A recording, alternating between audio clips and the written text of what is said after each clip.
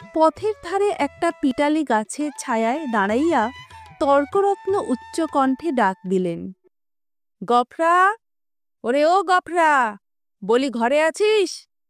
তাহার বছর দশেকের মেয়ে দুয়ারে দাঁড়াইয়া সাড়া দিল।